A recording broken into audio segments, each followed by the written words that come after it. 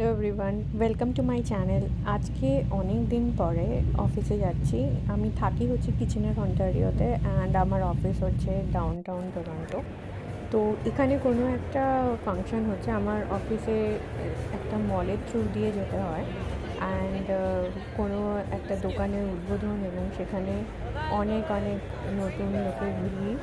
আর office এগুলো সমস্ত মায়ামোহ কাটিয়ে আমাকে আমার ব্যাগপত্র নিয়ে অফিসের দিকে রওনা।